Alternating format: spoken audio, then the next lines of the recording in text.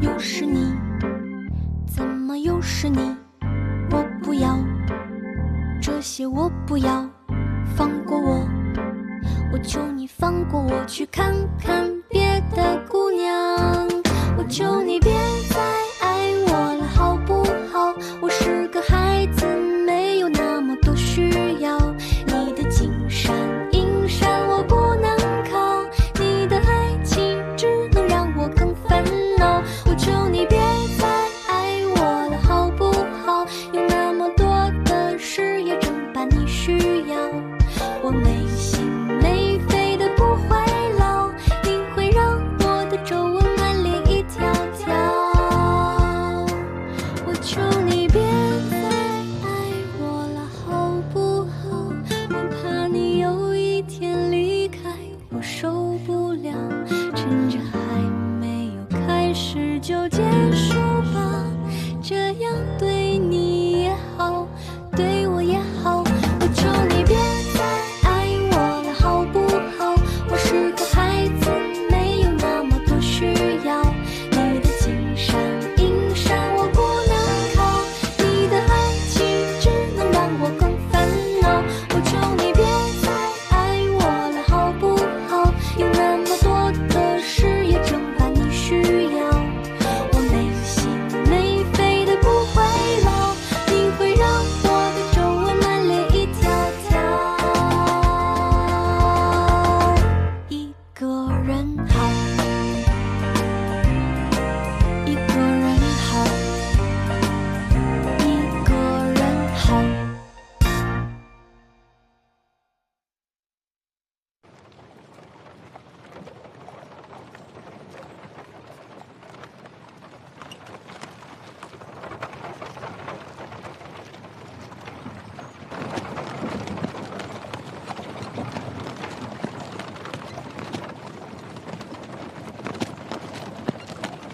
停！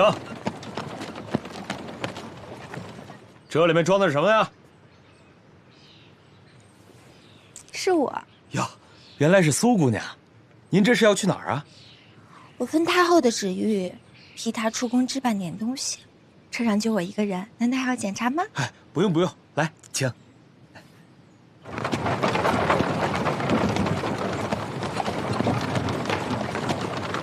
哎，为什么不查呀？笨死你得了！谁不知道苏芮是太后跟前的大红人，而且她还和皇上有些说不清道不明的桃色新闻，惹不起呀！万一哪天她真的成了娘娘呢？啊？哦，这么回事啊！笨死了！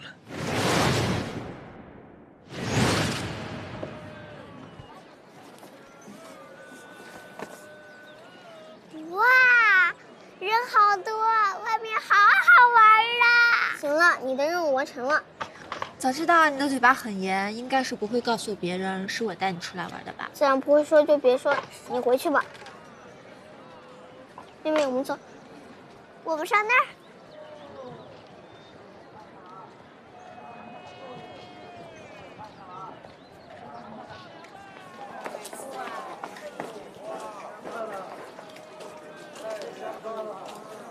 哥哥，你看那个，我想要那个，一会儿你给我买一个。行，哥哥待会儿给你买。我喜欢粉色的。嗯。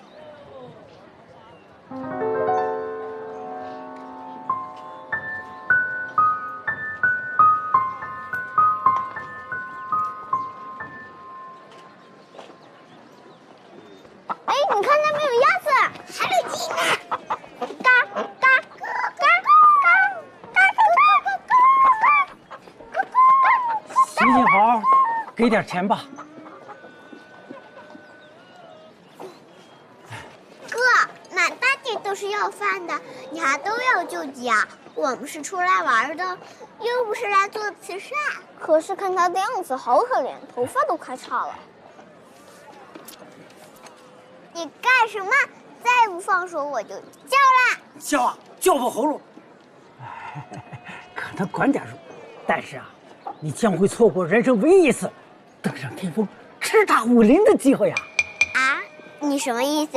哎，老朽我天生慧眼，看得出。有慧眼怎么还沦落至此？哎，这怎么能叫沦落呢？这是上天对我的考验呀！小仙升天，还得遭遇雷劫呢。孙悟空护着唐僧去西天取经，还要遭受981难呢。就连越王勾践，哎，都会卧薪尝胆呀。你们觉得，我还适合入“沦落”这个词儿吗？他说的好像有点道理。对不起，我不应该伤你自尊，用钱侮辱你。这种侮辱不妨多来些啊！伤自尊也是一种考验。你刚才说的登上天峰叱咤武林是什么意思呀？难道没有人告诉过您？告诉我什么？闭门辰呀，老朽为你摸骨看脉，发觉你亘古奇葩呀，经脉异于常人。纵横江湖那么多年，老朽从来没有遇到过像你这么出色的好苗子呀！马上就要开始的3年1次的武林大会呀，非你不可！别扯了，他根本就不会武功。会不会武功根本不重要，重要的是自身资质。老朽啊，只要对你稍加点拨，往这武林赛台上一站，你就是这个。原来我从小佛法好都是有根据的，是因为我异于常人，根古奇葩，也就是说我天生就是江湖中人。就是这样。你是不是经常梦见你纵横江湖叱咤武林啊？是啊是啊。嘿，你的机会来了，老朽呀马上跟你们启程啊，咱们即刻就走。可是我们还没有收拾东西。不用收拾东西，食宿全包，报名费都不用你掏。别冲动，我们再回去想一想。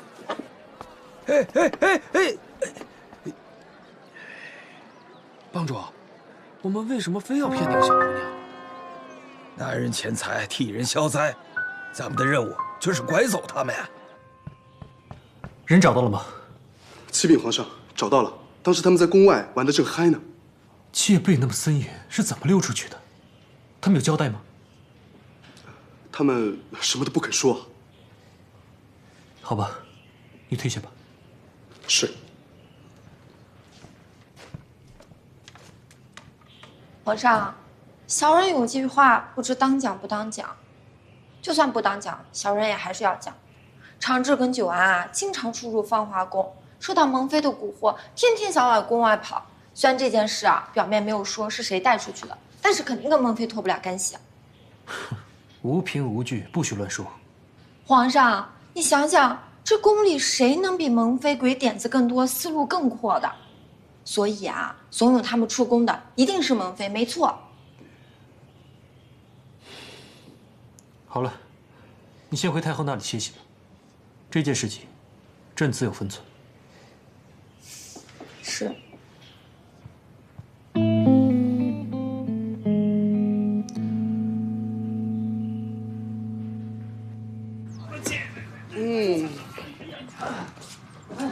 来，快，来！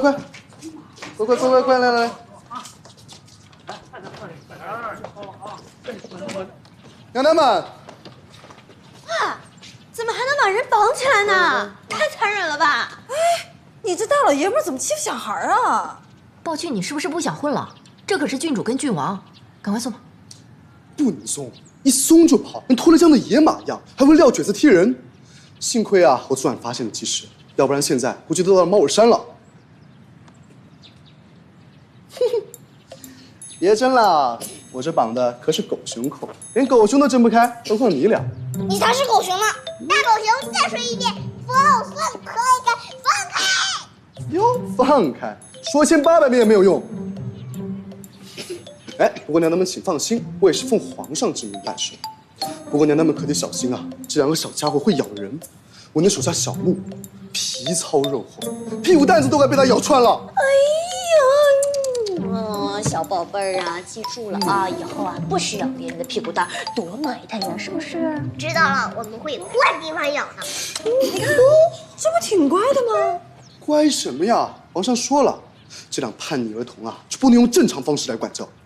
这不，他们跟芳华宫走得比较近，那就交给芳华宫来管理好了。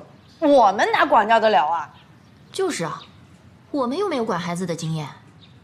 没关系，这一不听话，曲斌娘娘可以哄一哄；这再不听话，文妃娘娘给他们讲点道理。若要是还不听话的话，那就萧贵人可以动手制服，熊孩子啊，不打不成器。你怎么不自己揍啊？危险系数这么高的事情，凭什么我来做？我这不是还有正事要做吗？我得抓刺客。哪有什么刺客？宫里已经太平很久了。这个抓刺客不是常态，防范才是日常。这个抓刺客就好比抗洪一样，分分钟都不能马虎。我是现在没时间，我要是有时间的话，这样的好事能便宜得了你们？那万一都不管用呢？要是都不管用的话，就只有劳烦严妃娘娘上你的行刑器具。新发明的行刑器具不还找不到实验者？喏，就他们俩了。对付2个孩子，用得着那么残忍吗？这根本就不是2个小孩，就是2个魔头啊！怎么说？行了，我奉皇上之命就把他们带到这个地方，我就先告辞了。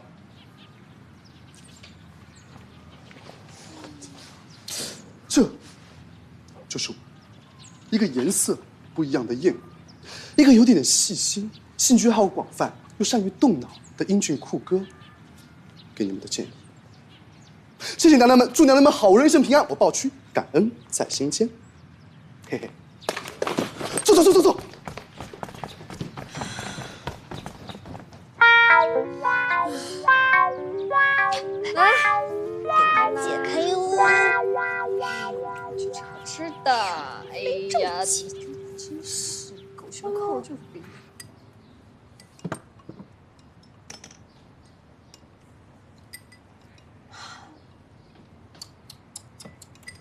超把这2个小可怜饿的哟。其实你们俩要是想出宫啊，可以跟皇上通报一下的，多带些人马也不是不能出的哦。不行，一个都不能带，不然就坏了规矩。什么规矩啊？谁定的规矩啊？哎，我问你们，你们俩也不带个包袱，也不带点银票什么的，万一要采购呢？你就别跟着捣乱了。不用，路费有人管，还食宿全包。谁管？谁包食宿啊？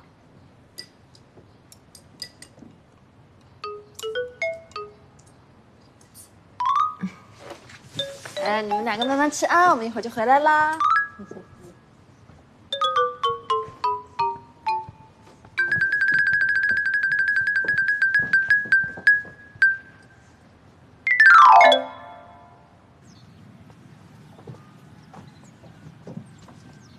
哎，他们总想着往宫外跑，会不会是撞邪了呀？不会，逻辑清晰，语句通顺，而且听口气。他们不单纯是出去玩，还有别的目的。这俩孩子嘴紧的跟蚌壳一样，他们要是不想说，3棍棒都打不出一个屁来。当然不能来硬的了，我们得来柔的，让他们放松警惕，主动交代。小郡王、小郡主，你们俩慢慢吃啊。是吗？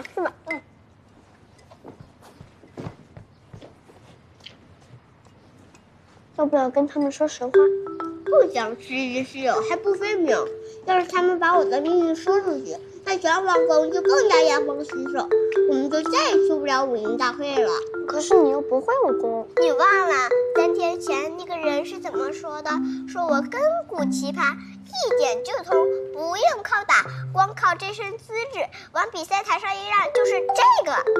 武林盟主非我不可，没我不行。我怎么能放弃这么好的机会呢？可是九安，没什么可是的。可是夫子留给我们的功课还没写呢，我们这一出去10天半个月的回不来，等回来交不上作文，指不定要被打手板吗？你傻呀，多傻，不就是个作文吗？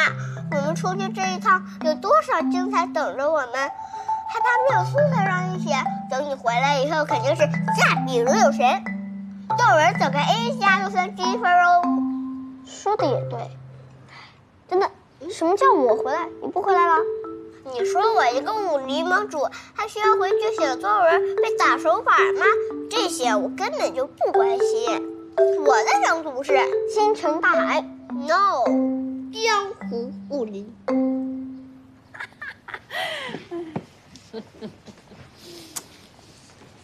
哎，燕儿呢？我金水说，你们要不要来一个？可以叫他一起考。哎呀，我可以要一个吗？办正事儿。哎呦，瞧瞧这小嘴吃的全是油，你们以后要是出宫啦，想吃宫里的山珍海味可就吃不到了。山珍海味早都吃腻了，就想着出去吃野味呢。哎呀，小朋友们，我特别理解你们的想法。曾几何时，我也觉得外面的世界很精彩。哎，重点是下一句。外面的世界很无奈。为了让你们也感受一下这个无奈，我们决定要让你们亲自感受一下。哎，拖鞋来！哎呀，来！来！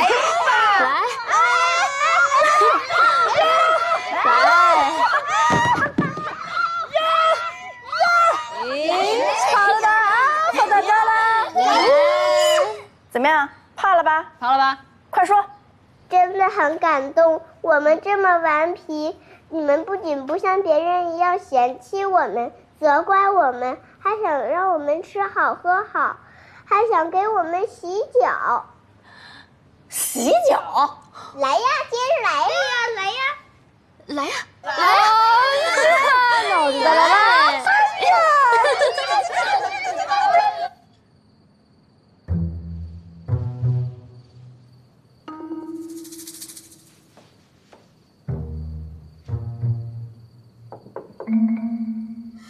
进来。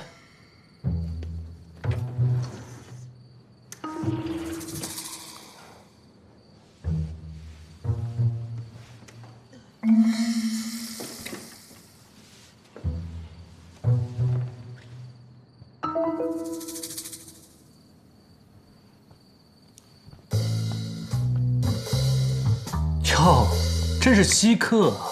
你有话好好说，你干嘛脱衣服啊？朕有穿衣服啊。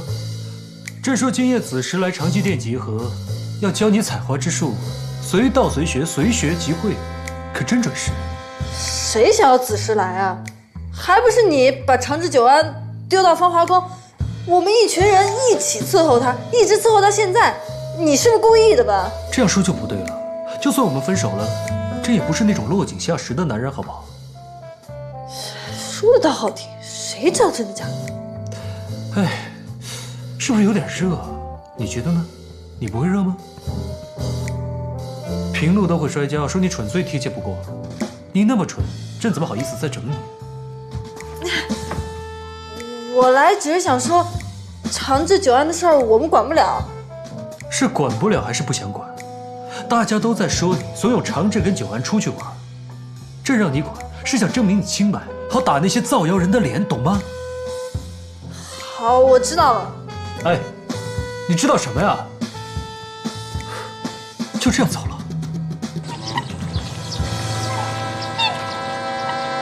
那要真像你们说的，这老叫花子可是真的坏了心肠啊！就是啊，绝对的坏蛋。不管怎么样，武林大会不能去。为什么去不得？你是不是怕我亘古奇葩当上武林盟主忘了你们呀？我看你就是朵奇葩。你说什么？不是，我的意思是啊，武林大会特别没意思，整个流程我们都熟悉，是不是？是。你们不要再啰嗦了，我们还要翻过马尔山，越过袍子沟，穿过水帘洞，趟过信阳河，再耽误下去，我们就赶不上武林大会啦。这蜀道难啊，难于上青天。猫耳山与蜀道相比啊，有过之而无不及，只能靠双脚走的。当然，你们俩也可以靠四肢爬。这袍子沟更是难越，一片密林，荆棘遍地，还没有信号。所谓叫天天不灵，叫地地不应。那里有无数的亡魂，就等着迷路的人留下来跟他们做朋友。你别吓我啊！子不语怪力乱神。那就给你们讲一个不怪力乱神的。如果你们有幸走过猫耳山跟狍子沟的话，你们就来到了水帘洞。水帘洞里猴子多，你们知不知道？最近这2年，人们总爱吃野味，尤其是那野生的猴脑。所以啊，这猴子对人类意见可大了。但凡人们要是去了，哼，那可不得了。你们这2个小脑袋瓜啊，还不够人家猴大王一口嘬的呢。还有西凉河，最后一站，趟过它，你们就能到达武林大会的举办场地了。好多人就是在这儿放松了警惕，什么蛙泳啊、裸泳啊、自由泳啊。其实啊，这河水另有玄机。还有玄机？玄机就是这河水有毒。哎，有毒不怕，我们坐船又不喝它。你以为不喝就行了呀？正午的太阳一晒，河水一蒸发，整个河面就升起了毒气。来一个倒一个，来2个倒1双，栽在这里的人不计其数。不过呢，也有一个好处。还有好处呢？从古至今都流传的选择题，比如说长治和久安同时掉进了河里，你救谁？这下就有答案了，都不用救，因为他们都掉进去了以后，就全都死掉了，从根源上解决了选择的困难。开动你们的小脑袋瓜，好好想想吧。你说的好像有点道理，有道理那就演示给我们看吧。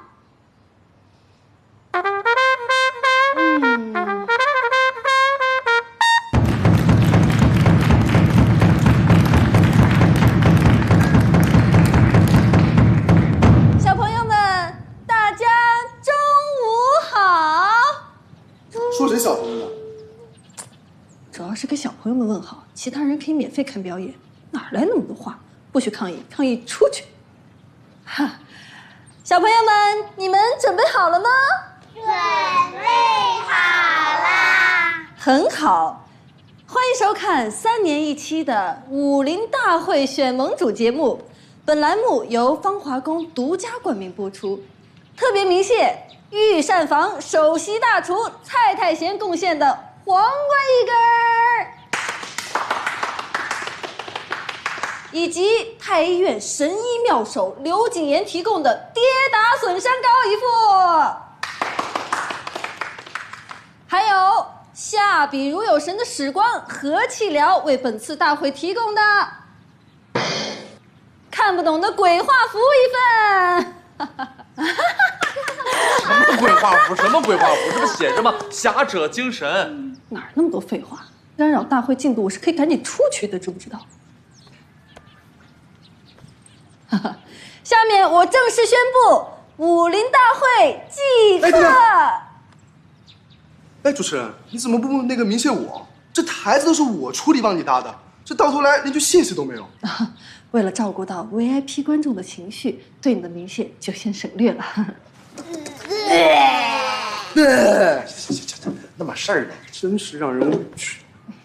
感恩在心间，都记心里了。下面我宣布，大会即将开始。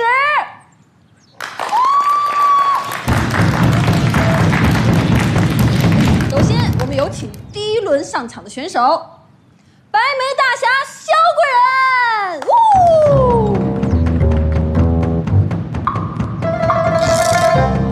还有他的对手白脸仙子王春平儿。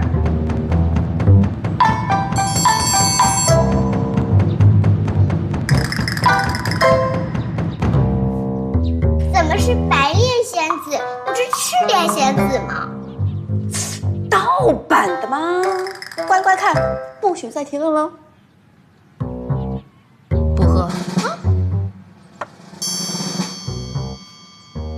不知。殡仪这儿啊，休闲中心去没去过？求背。别碰我！怎么这么年轻，眉毛就白了？好像一幅面瘫像。练武之人雄性激素消耗过多，导致这个黑眉变白，过早的衰竭。还有啊，这个练武之人长得都非常的奇葩。我们只在乎武功，不在乎长相啊。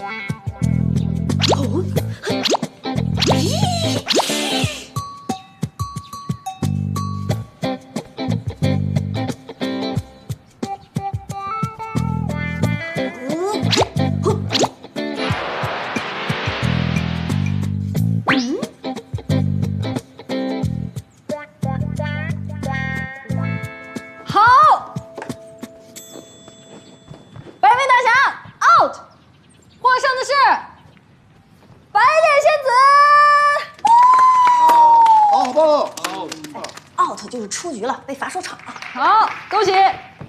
啊，肃静肃静。螳螂拳呢以静制动，防守为主，而猴拳呢恰恰是进攻为主，而且善于跳跃，所以螳螂拳处处受制，必输无疑啊。他们光报招式不出手啊？哎，所有的拳法都是一拳克一拳。武林大会上比武呢，是不用动手的，光动嘴就行了。两人同时上台，1、2、3，异口同声互报拳法，然后就分出胜赢了。真的吗？当然是真的，就跟那个石头剪刀布啊是一个道理，瞬间定输赢，这就是武林。我见识少，你可别骗我。好，下面我们有请拼命三郎对战婀娜三娘。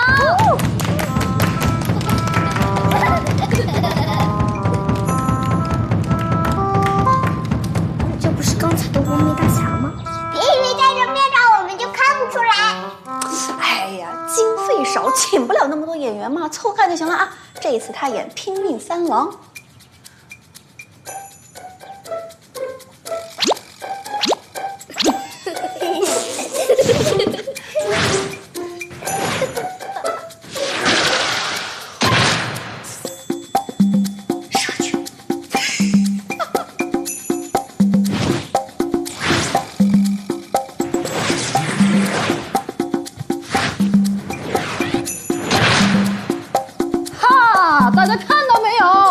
再灵活的蛇拳也敌不过鹰爪的迅猛。下面我宣布，获胜者是拼命三郎。恭喜，这边请。我抗议！抗议有效，先插播一段广告。燕飞，这个交给你吧。跟我走。哎，老蔡，胸口碎大石，快！怎么的？你们两个有什么意见？我不相信武林大会就是这样。书上写的侠客侠女武功高强，见面还是得打一打的，不能光报个招式就能分出输赢。武林大会怎么可能这么和谐？你是不是觉得我们年纪小，不利看到暴力场面，所以特意掐了微波呀？还确实掐了一段微波。武林大会确实不止这些，还有呢。我们要看。行，豁出去了，给你们看，走。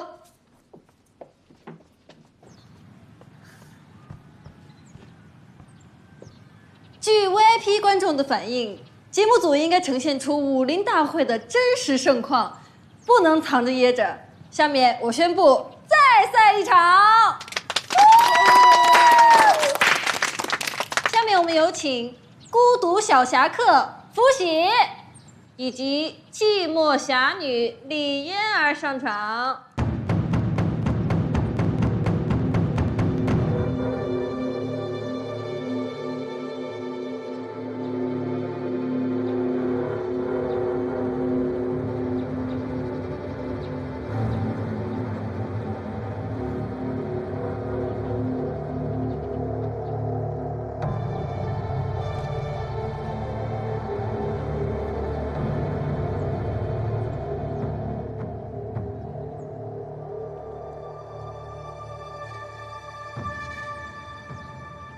在下寂寞侠女。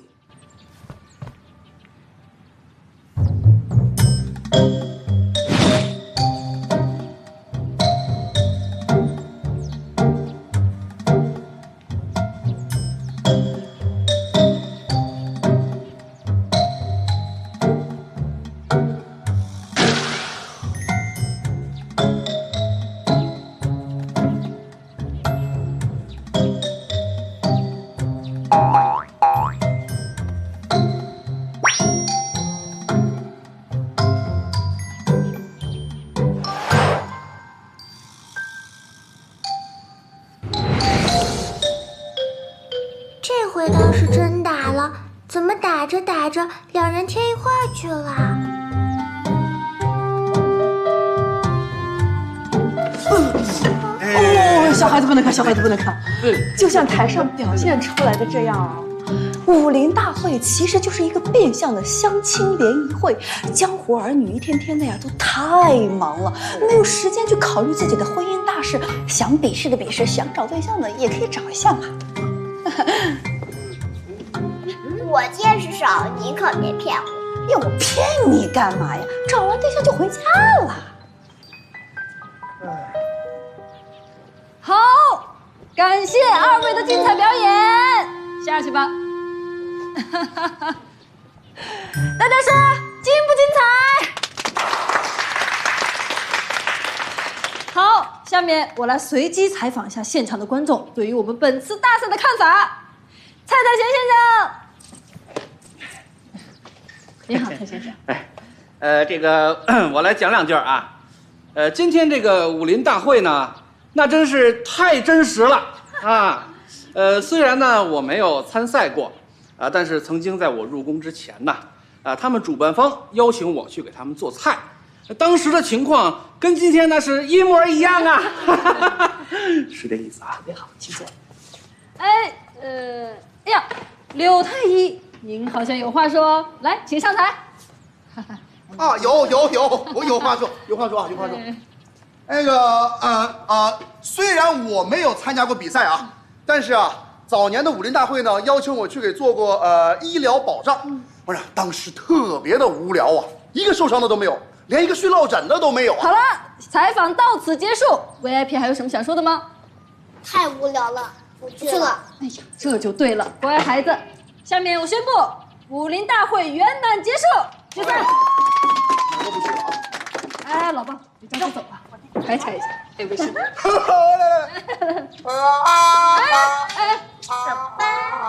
为什么？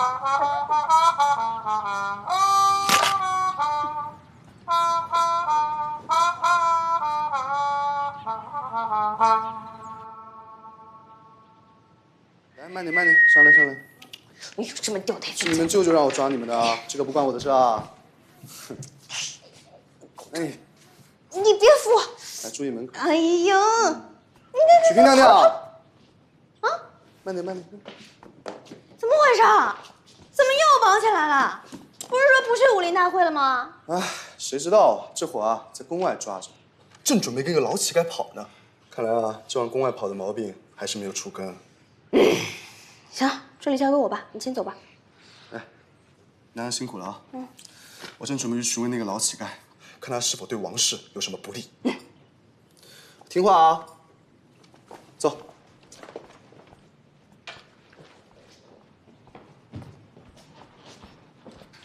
快帮我起来！叫我仙女姐姐。仙女姐姐。来了，仙女姐姐帮我解决。好了，仙女姐姐有法力，魔力魔力，呼！说吧，怎么回事啊？我们对你俩可是好到不行了，你们就实话实说吧，别磨磨唧唧的耽误时间哦。九安说那个老乞丐用虚假信息诱惑我们，非要去给他们点颜色瞧瞧，所以我们就又出宫了。那怎么还跟人家跑了呀？你就不怕人家把你拐卖了？那老乞丐说长治头脑聪明，宫外马上要开始最强大脑比赛冠军非他莫属。长治特别想往那个比赛，所以想去比一下。你说现在这骗子还真是机智啊，知道这两个孩子一个喜文一个善武的，还挺会因人而异下菜碟的。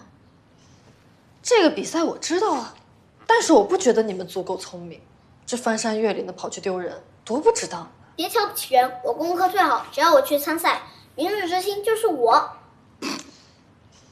哎呀，行吧，既然你们不相信，那我来给你们出题，答得上来的话，我亲自护送你们走。耶耶！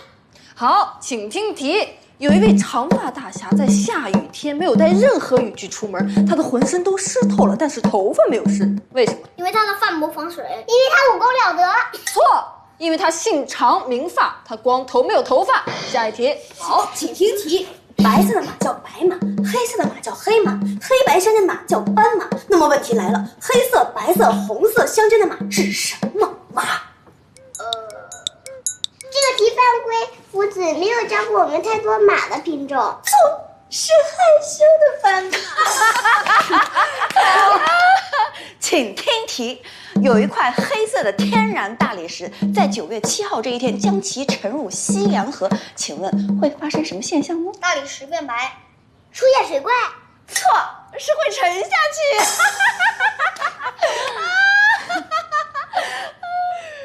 下一题，请听题。小明家第一天买了4只鸡，第二天又买了4只，那么请问，小明家里第3天有几只鸡？等等，我们商量一下。几只鸡啊？几只鸡啊？12只吧，按规律第3天还得买4只，按规律就输了。要不8只？他肯定想考验我们有没有认真听。第2天只说买了4只，没有说买的是鸡，那答案就是4。他们贼得很，肯定不是这样算，说不定鸡都被吃了，要不死了。你这样说的话，我知道了，答案是。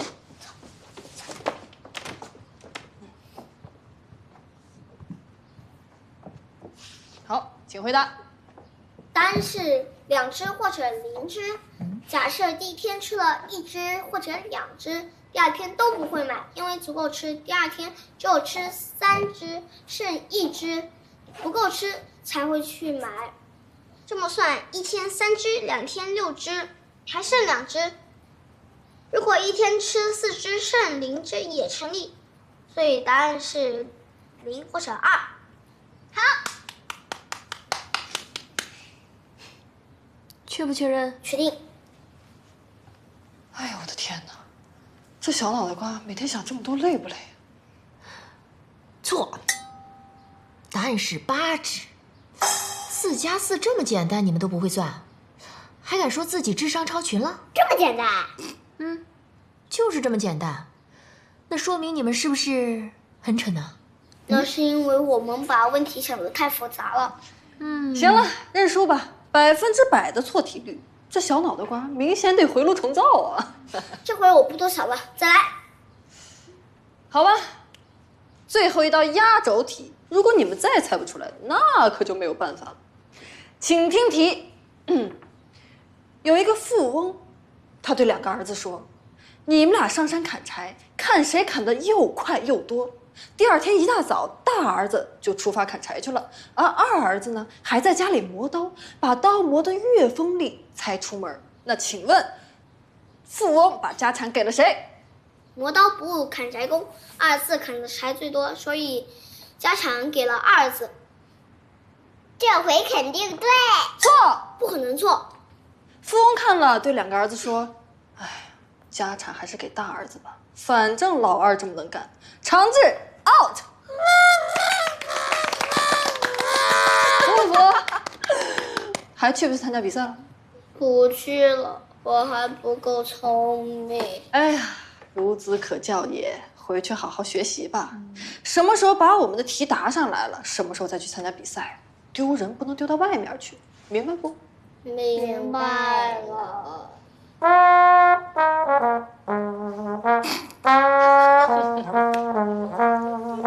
皇上，小冉真的没有恶意的。朕都查清楚了，你陷害不萌也就罢了，连小孩子安危都弃之不顾。若他们真的被拐走了，你良心何安？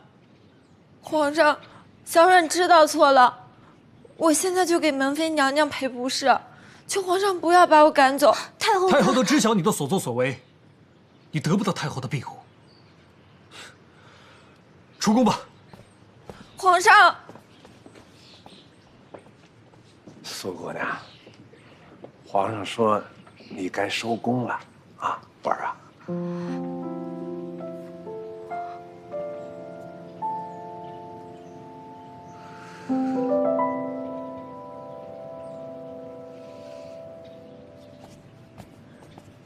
你不会是在伤感吧？懂了。如花似玉的美人被赶出宫，是男人都会不舍吧？不舍，朕老早就说过，对她没有半点意思。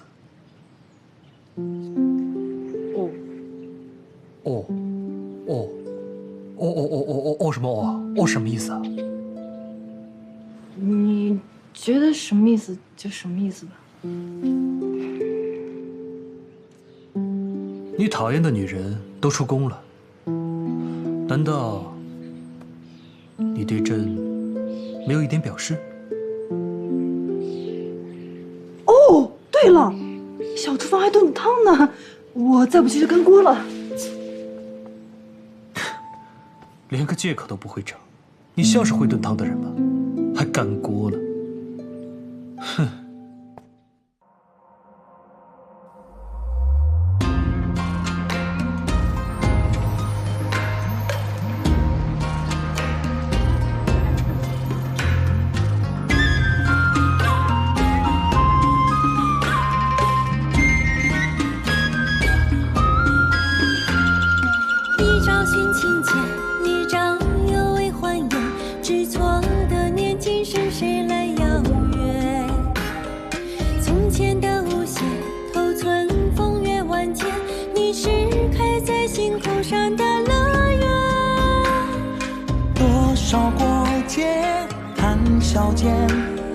点水般流连，爱是相思磨的剑，是与你的永远。谁人不爱垂手可得的良缘，偏偏是我着手的情缘，后知后觉不分爱乐的伤眼。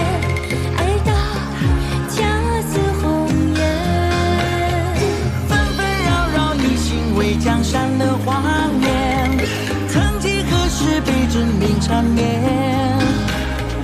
你的倔强是爱萌生的情牵。